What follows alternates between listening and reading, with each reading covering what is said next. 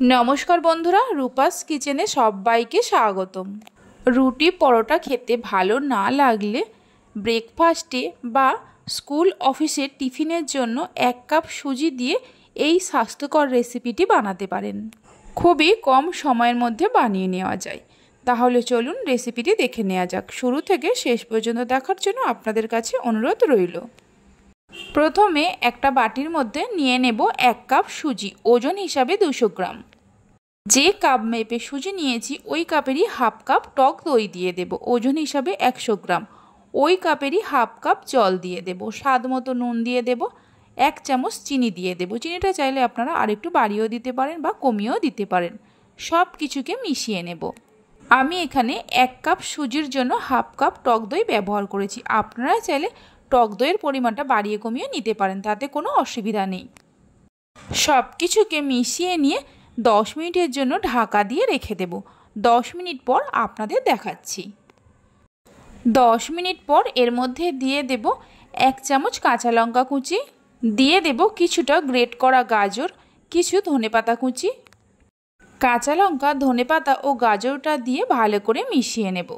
কাঁচা লঙ্কার পরিবর্তে আপনারা চিলি ফ্লেক্সের ব্যবহারও করতে পারেন। সব কিছুকে ভালো করে মিশিয়ে নেওয়ার পর এর মধ্যে দিয়ে দেব অল্প একটু বেকিং সোডা। মানে এখানে আমি 1 চামচের 3 ভাগের 1 ভাগ বেকিং সোডা দিচ্ছি। বেকিং সোডার ওপরে অল্প একটু জল দিয়ে দেব। বেকিং সোডা ও জলটা দিয়ে মিশিয়ে নেব। বেকিং সোডা যদি না থাকে তাহলে আপনারা হাফ চামচ ইনোর ব্যবহারও করতে পারেন। সব কিছুকে মিশিয়ে নেওয়া হয়ে গেছে, এক সাইডে সরিয়ে রেখে দেব। এই ব্যাটারটা একটু থকথকে মতো করে নিতে হবে। এখানে আমি একটা স্টিলের পাত্র নিয়েছি। স্টিলের পাত্রের মধ্যে তেল ব্রাশ করে নেব। চারিদিকে তেল ব্রাশ করে নেওয়ার পর সুজির ব্যাটারটা এর মধ্যে ঢেলে দেব। এই গরমেতে বেশি তেল মশলা খেতে ভালো না লাগলে এই রেসিপিটি বানাতে পারেন। আশা করি খুবই ভালো লাগবে। ব্যাটারটা ঢেলে দেওয়ার পর এইভাবে ধরে একটু ট্যাপ করে নেব। এদিকে একটা কড়াতে বেশ কিছুটা জল নিয়েছি, তার মধ্যে একটা স্ট্যান্ড বসিয়ে দিয়ে ঢাকা দিয়ে জলটাকে গরম হতে দেব। জলটা যখনই ফুটতে শুরু করবে এই স্ট্যান্ডের ওপরে সুজির ব্যাটারটা বসিয়ে দেব। ঢাকা দিয়ে 10 থেকে 12 মিনিট রান্না করে নেব, গ্যাসের ফ্লেমটা লো টু মিডিয়ামে রেখে। 12 মিনিট পর ঢাকা খুলে দেখে নেব রেসিপিটি তৈরি হয়েছে কিনা। একটা টুথপিক নিয়ে এইভাবে দেখে নেব। দেখুন টুথপিকটা একদম পরিষ্কার, মানে রেসিপিটি তৈরি হয়ে গেছে। যদি টুথপিকের গায়ে কিছু লেগে থাকতো তাহলে ঢাকা দিয়ে আরও মিনিট 5 সময় ধরে রান্না করে নিতে হতো। এবার এটাকে নামিয়ে ঠান্ডা হতে দেব। এদিকে গ্যাসের ওপরে একটা কড়া বসিয়ে কড়ার মধ্যে দিয়ে দেব অল্প একটু সাদা তেল। তেলের মধ্যে দিয়ে দেব হাফ চামচ গোটা সর্ষে আর 1 চামচ কাঁচা লঙ্কা কুচি। মিডিয়াম ফ্লেমে 10-12 সেকেন্ড ভেজে নেব।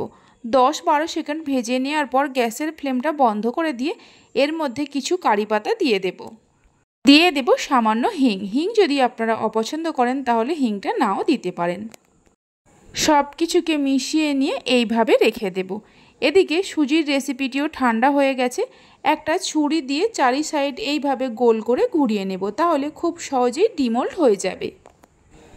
চারিদিকে গোল করে ঘুরিয়ে নেওয়ার পর একটা প্লেটের মধ্যে ঢেলে নেব।